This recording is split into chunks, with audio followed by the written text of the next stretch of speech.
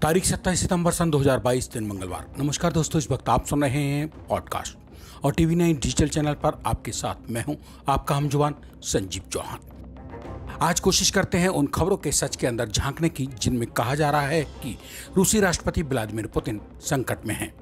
इसलिए रूसी सेना ने भी यूक्रेन के कई महत्वपूर्ण हिस्सों से अपने कदम पीछे खींचना शुरू कर दिए हैं। यह मैं नहीं कह रहा हूं, कुछ दिन पहले इस तरह की खबरें खुद रूसी मीडिया में ही प्रसारित हुई थीं। रूस के मीडिया में रूसी फौज द्वारा यूक्रेन के किसी हिस्से से पांव खींचना शुरू कर दिए जाने संबंधी ये खबरें तब से पहली बार बाहर लाई गई हैं जब 24 फरवरी सन 2022 को यूक्रेन और रूस के बीच युद्ध छिड़ा है। आमतौर पर उम्मीद यही होती है कि रूस के सरकारी टीवी पर साप्ताहिक समाचारों के पॉपुलर प्रोग्राम में हमें और आपको रूस यूक्रेन युद्ध में रूस की सफलता की ही कहानी सुनाई दिखाई जाएगी। लेकिन इस बार कहानी पहले की तमाम तस्वीरों से अलग ही सुनी देखी गई है। कार्यक्रम की शुरुआत में जो खबर सुनाई गई, जमाने में रूसी चैनल पर उसकी तो मानो किसी को उम्मीद रही नहीं होगी।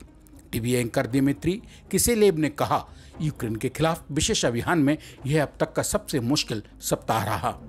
खासकर खार्किव में स्थिति बेहद मुश्किल रही।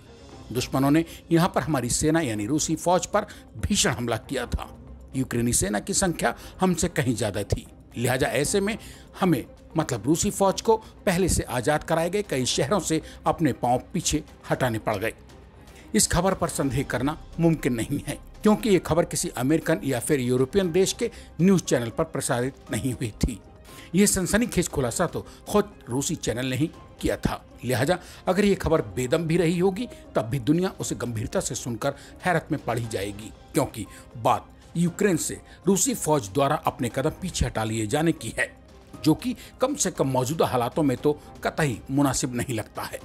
यहाँ बताना जरूरी है कि जिन इलाकों से रूसी सेना के पीछे हटने की बातें छनकर सामने आ रही हैं, दरअसल उन इलाकों पर रूस ने कुछ महीने पहले ही तो बम बारूद और बंदूक के बलबूते कब्जा किया था। इन्हीं जगहों पर यूक्रेनी सेना के भीषण जवाबी हमले के बाद रूसी सेना के हालात अचानक पलट गए और उसे यूक्रेन की जमीन से अपने पांव पीछे खींचने को मजबूर होना पड़ गया था। इसके बाद से ही रूसी सरकारी मीडिया स्थिति को दिन रात मजबूती से संभालने की कोशिश में जुटा रहा।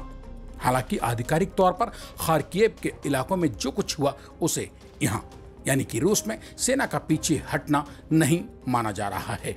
रूस के सरकारी अखबार रोसाया गैजेट के ताजा संस्करण में प्रकाशित एक खबर पर अगर गौर किया जाए तो उसके मुताबिक रूसी रक्षा मंत्रालय ने बालाक्लिया, कुपियांस्क और इजियम से सेना के पीछे हटने की अफवाहों को खारिज कर दिया है और कहा है कि सेना यहां से पीछे नहीं हटी है, बल्कि पहले से बनी योजना के तहत सैनिकों को फिर से लामबंद मतलब जंग में दुश्मन से जूझने के लिए तैयार किया जा रहा है। हालांकि वहीं दूसरी ओर मॉस्कोवस्की कॉस्मासोलेट्स नाम की पत्रिका में एक सैन्य विश्लेषक ने अपनी अलग ही सलाह पेश की थी। उन्होंने लिखा था कि यह स्पष्ट है कि हमने दुश्मन को कम आंका था। रूसी सेना की प्रतिक्रिया काफी देर से आई, जिस कारण से यह हुआ। नतीजा ये था कि हमें हार मिली और हमें अपना नुकसान कम करने के लिए सेना को पीछे हटाना पड़ा।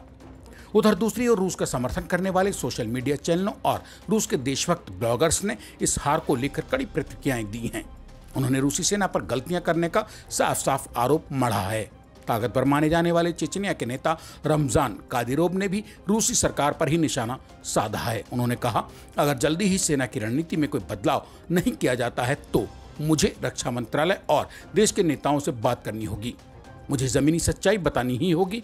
वहां स्थिति बेहद दिलचस्प है। इसी के साथ अब आज मुझे यानी अपने दोस्त संजीव चौहान को दीजिए इजाजत। बुधवार रात मेरी लौट कर आने तक कीजिए इंतजार। तब तक के लिए नमस्कार। और हाँ दोस्त, जाते जाते TV9 डिजिटल चैनल को सब्सक्राइब करके अपने मन की बात भी तो कमेंट बॉक्स में लिखते जाइए।